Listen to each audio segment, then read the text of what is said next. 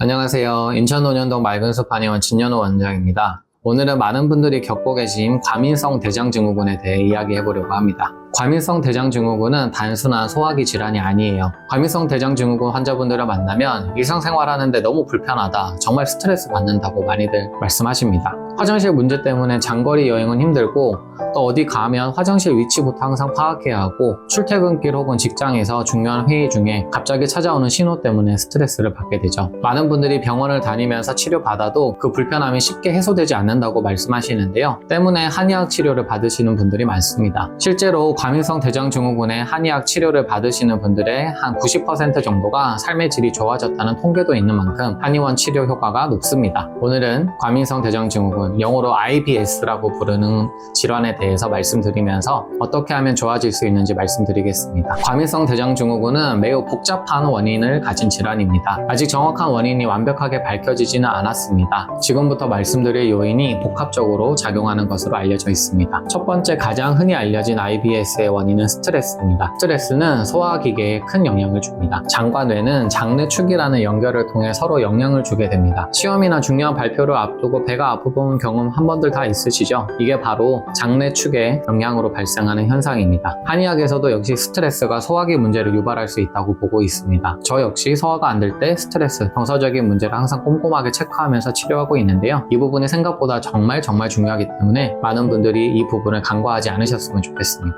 두 번째는 장내 미생물의 불균형입니다. 우리 장에는 수많은 미생물이 존재합니다. 이 미생물들은 소화와 면역 기능을 조절하는 데 중요한 역할을 합니다. 하지만 장내 미생물의 균형이 깨지면 소화 기능에 문제가 발생하고 과민성 대장증후군 증상이 유발될 수 있습니다. 최근 연구에 따르면 IBS 환자들은 건강한 사람들에 비해 특정 미생물의 비율이 불균형을 이루는 경우가 많았습니다. 또한 미생물들의 구성이 체질에 따라 조금씩 차이가 난다는 연구 결과도 있어요. 세 번째, 식습관입니다. 특정 음식이 과민성 대장증후군을 악화시키는 요인이 될 수가 있습니다. 고지방 음식, 인공감미료, 카페인, 유제품 등이 대표적인 원인으로 알려져 있고요. 이러한 음식들이 장을 자극해서 복통이나 설사를 유발할 수가 있습니다. 식습관이 과민성 대장증후군에 미치는 영향은 매우 크기 때문에 식습관 관리를 통해 증상을 조절하는 방법을 찾는 것이 중요합니다. 과민성 대장증후군은 다음과 같은 증상들로 나타납니다. 과민성 대장증후군에서 가장 흔히 나타나는 증상은 복통입니다. 주로 복부 하부에서 경련성 통증이 나타나고 식사 후에 악화되거나 배변 후에 완화되는 경향이 있습니다. 이는 장의 운동성이 정상적으로 이루어지지 않으면서 발생하는 문제고요. 통증의 정도는 사람마다 다를 수가 있어요. 두 번째는 변비와 설사입니다. IBS 환자들은 변비와 설사가 번갈아서 나타나는 혼합형이 있고요.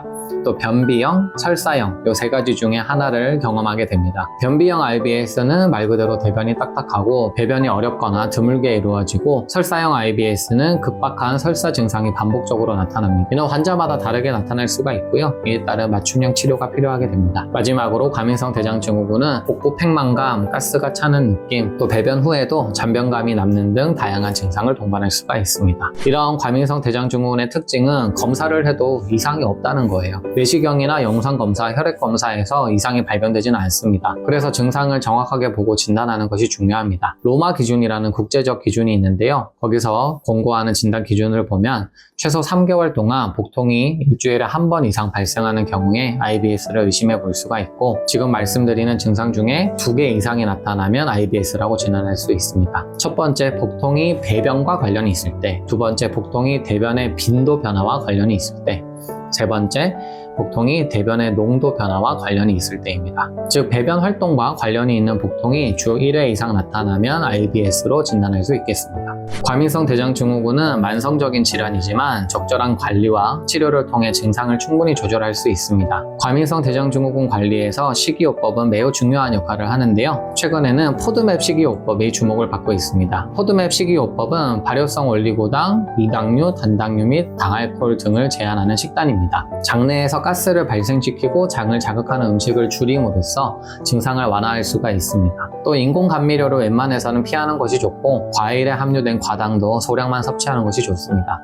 만약 유제품에 포함되어 있는 젖당을 소화할 수 없는 사람은 유제품도 줄이는 것이 좋겠죠. 그럼 먹을 수 있는 게 너무 제한되는 거 아니냐고 생각이 들 텐데요. 저는 진료 시에 이 말씀드린 음식들을 하나하나씩 줄여보면서 어떤 음식이 나에게 맞지 않는 건지 정확하게 파악하는 것이 중요하다고 안내드립니다. 스트레스 관리는 과민성 대장증후군 치료에 정말 중요합니다. 스트레스를 줄이기 위해서 요가, 명상, 규칙적인 운동 등을 실천하는 것이 도움이 되고요. 특히나 일상에서 쉽게 할 수 있는 걷기, 산책, 조깅 등이 도움이 될 수가 있어요. 또한 규칙적인 식사 습관과 충분한 수분 섭취, 건강한 수면 습관도 증상을 관리하는 데 중요한 역할을 할 수가 있습니다. 한의학에서는 환자의 개인적인 체질과 증상에 맞는 맞춤형 한약 치료를 통해 과민성 대장증후군을 관리합니다. 한약으로 단순히 장의 기능을 조절하는 것에 그치지 않고 소화기 기능을 개선시키고 면역력을 증가시키는 데 중점을 둡니다. 과민성 대장증후군의 한약 치료는 그 효과가 다양한 연구를 통해 입증되어 왔고요. 양약과 비교해서 부작용이 적고 장기적으로 안전하게 사용될 수 있다는 장점이 있습니다. 실제로 한의원에서 치료받은 환자분들의 통계를 보면 평균 80% 이상의 환자들이 증상의 개선을 느끼거나 양약 복용을 줄였다고 합니다. 과민성 대장증후군 환자들에게 한약을 처방할 때는 기본적으로 변비형 IBS인지 설사형인지 혼합형인지를 파악합니다. 그리고 스트레스,